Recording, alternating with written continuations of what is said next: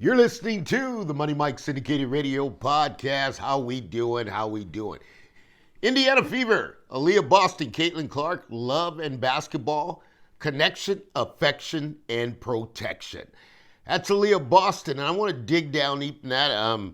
Yesterday, I got to tell you, the Indiana Fever, I talked about Wolf tickets, got to eat some now because when you get on the court and you lose 93 to 58, Money Mike, you embarrassed yourself. But that was game one. But nevertheless, I want to talk about Aliyah Boston because, at the end of the day, there's always something going to happen in the WNBA, and I talked to you guys about it pregame in the story, right? Because I was saying somebody's going to do something to get the social media. So guess what?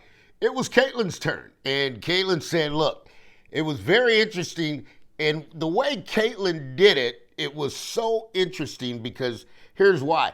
I don't know how she had enough time to see the play develop, ask the ref why you didn't make the call because she stuck her hands out to say, you don't see this?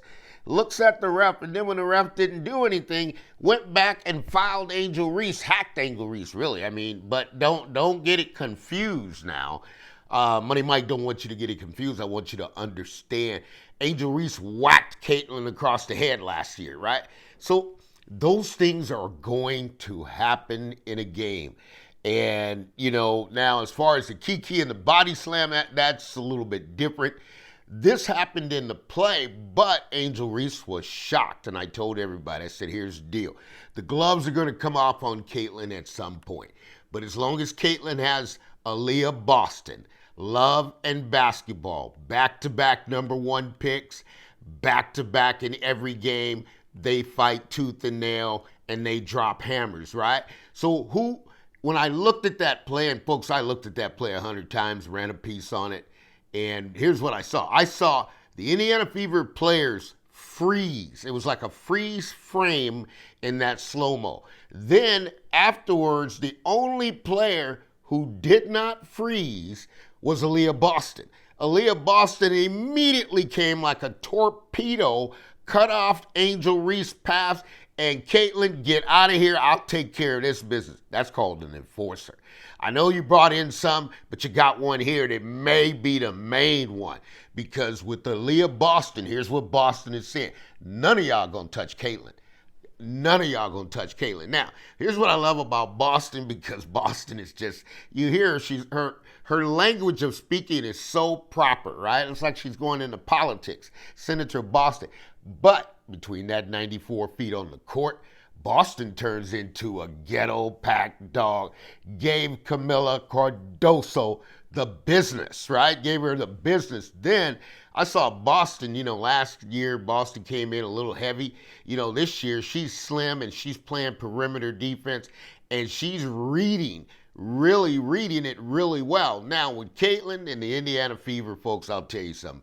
You got a need for speed. That team's got so much speed. Now, you talk about change the pace with Kelsey Mitchell. Kelsey Mitchell's got a jetpack on her back, and man, she's trying to get it in. But none of that matters. None of that matters because at the end of the day, here's what really happened. I call her pickpocket, but Colson came in, changed the game, got 3 steals, right? It was kind of neck and neck, but she put the pressure and busted the thing wide open. Now, of course, there was a lot of physical play that was going on in that game, but the one thing I did notice was that, with Caitlin's going to do what Caitlin's going to do, and those officials, they're never going to come together with Caitlin Clark. They're never going to see eye to eye.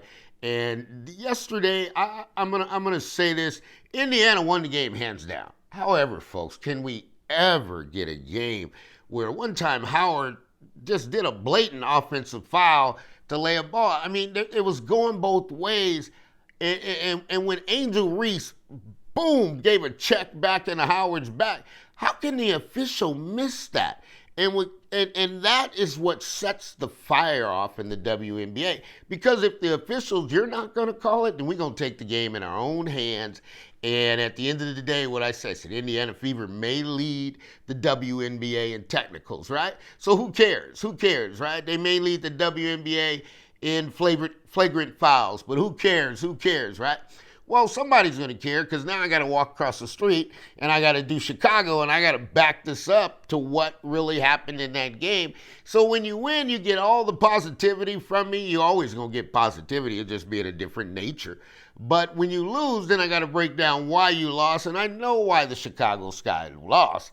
But the Indiana Fever, man, I got a need for speed. This team's like days of thunder, right?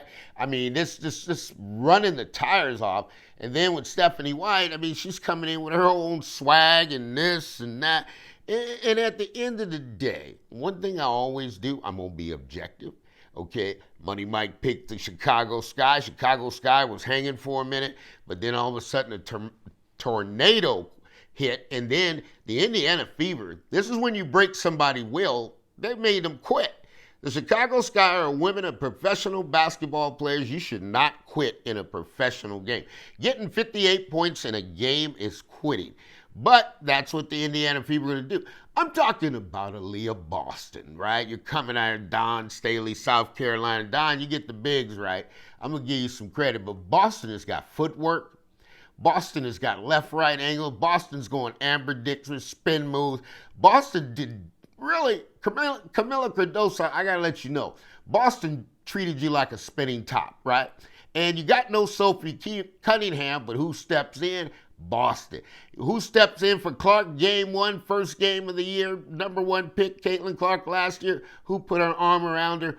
Boston. Who's the player that didn't freeze when the fight was really could go down? It was Boston. Boston jumped in there and cut that path off of Angel Reese and kicked Caitlin out of there and said, now what you want to do about it? This is a different day in the WNBA. I understand it, but when I see something that you got Caitlin Clark, Aliyah Boston, you got love in basketball, you got connection, affection, and protection. That's how you win a WNBA championship. That's only game 1, but boy, you showed me a whole lot in game 1. This is the Money Mike Syndicated Radio Podcast. We're coming to you, Too Hot Media Group, Too Hot Radio, under the umbrella of Rock Nation, and we're always going to let you know all things are possible to those who believe.